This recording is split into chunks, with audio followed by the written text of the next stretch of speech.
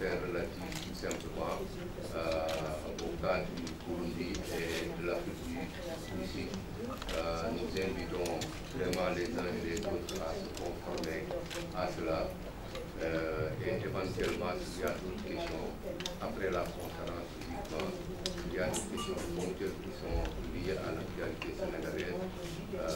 Les journalistes ont le loisir de saisir sur la question.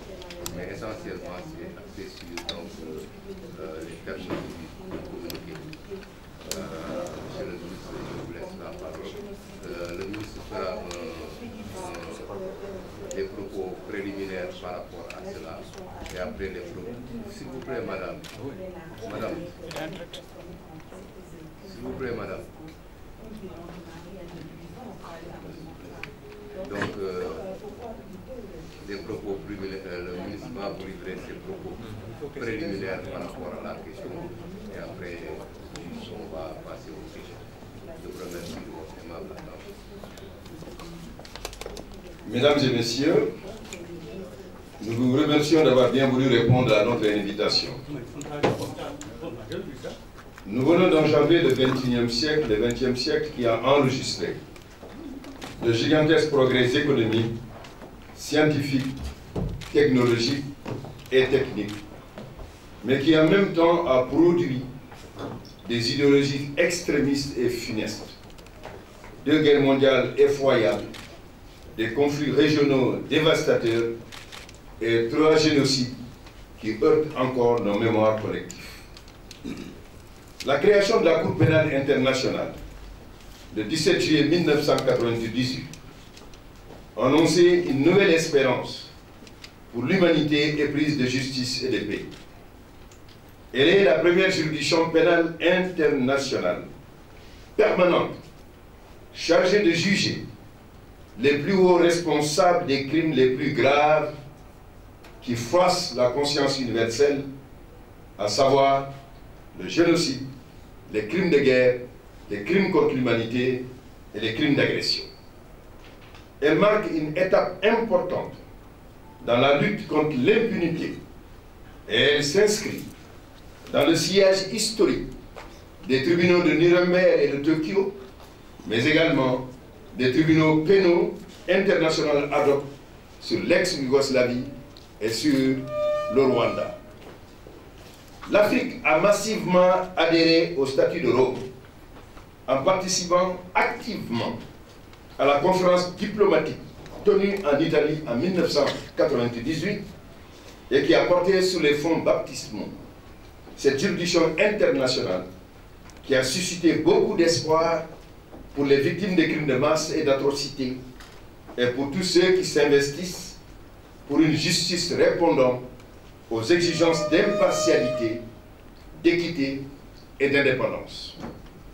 À ce jour, 34 États africains sur 54 ont ratifié le statut de Rome, faisant de l'Afrique le plus grand groupe régional faisant de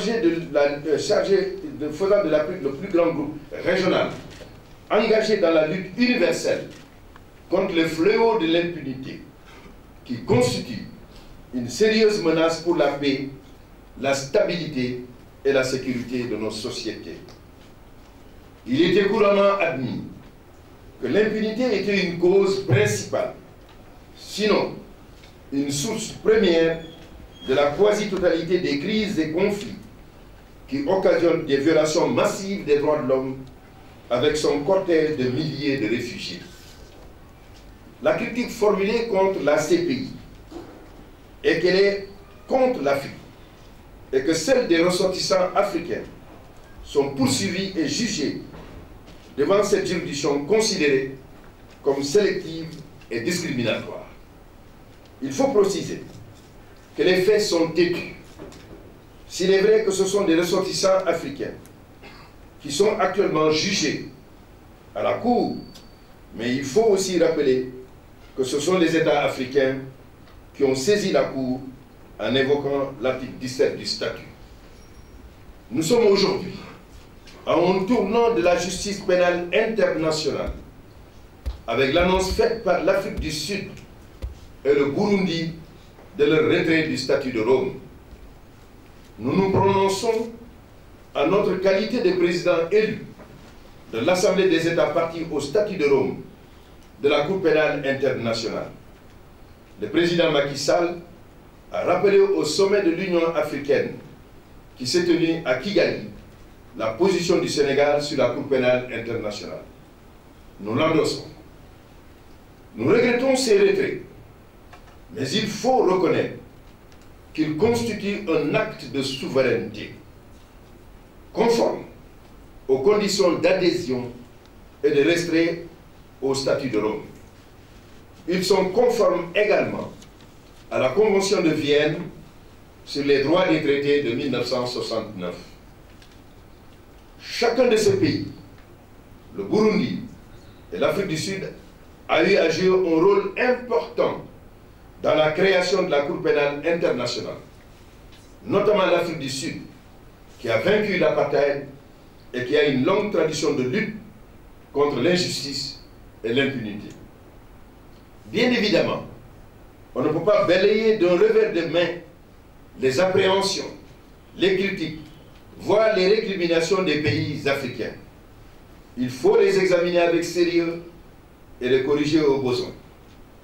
Les retraits de ces pays ne devront être effectifs qu'un an après le dépôt des instruments nécessaires.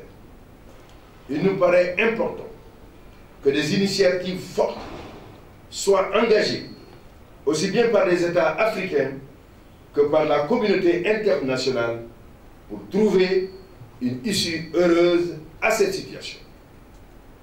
Et aussi, nous voudrions saisir cette possible chance et cette opportunité pour lancer un appel, premièrement, au dialogue constructif au sein de l'Assemblée des États partis au statut de Rome pour trouver un consensus dynamique. Nous rappelons que la prochaine session de l'Assemblée des États partis au statut de Rome se tiendra du 16 au 24 novembre 2016 à La Haye. Deuxièmement, aux États qui constituent actuellement cette Assemblée, de rester des États partis, engagés dans la promotion et la défense des valeurs de justice et de paix qui ont présidé à la création de la Cour pénale internationale. Troisièmement, aux organisations internationales et non gouvernementales et à tous les autres acteurs, y compris la société civile, à mettre en commun leurs efforts pour rendre effectif l'exigence d'une justice universelle répondant aux critères d'indépendance, d'impartialité et d'équité. À cet effet, il faut réformer et refonder le Conseil de sécurité et le droit de veto, vecteur d'impunité et d'une justice mondiale sélective et à deux vitesses. Il faut préciser que le veto ne doit pas être un privilège, mais une responsabilité. Et il ne devrait pas être possible en cas de crimes les plus graves. Quatrièmement, à une ratification universelle du statut de Rome et à une intégration universelle de ces normes dans le droit interne des États partis pour donner une égale et équitable chance de justice à toutes les victimes du monde où qu'elles se trouvent. Cinquièmement, à défendre l'indépendance et l'intégrité de la Cour contre toute ingérence politique pour que la justice soit rendue sur le seul fondement du droit et des règles de procédure prévues par le statut. Sixièmement, à développer la complémentarité par une coopération multiforme afin de renforcer les systèmes judiciaires nationaux compétents pour juger in situ les auteurs des crimes relevant de la compétence du statut de Rome. Car la Cour pénale internationale n'est qu'une juridiction d'ultime recours qui est complémentaire des juridictions nationales et est subsidiaire de celles-ci. Si chaque État jugeait les crimes énoncés, la Cour pénale internationale serait moins sollicitée et aurait moins de travail. Ainsi, l'Afrique jugerait les Africains sur le continent. Septièmement, aux États qui ne l'ont pas encore fait, à rejoindre la CPI, comme vient de le faire récemment la Palestine et El Salvador, pour amplifier le mouvement universel contre l'impunité, afin de prévenir les crimes de masse, d'éviter leur répétition et de dissuader d'éventuels auteurs de crimes. Aujourd'hui, plus que jamais, il y a un gigantesque besoin de justice universelle à un moment où nous assistons à une prospérité du mal et à une décroissance du bien.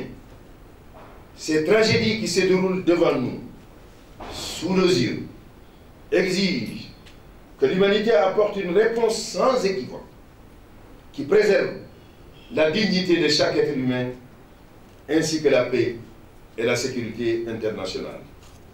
Je suis à votre disposition pour les questions que vous voudrez bien poser.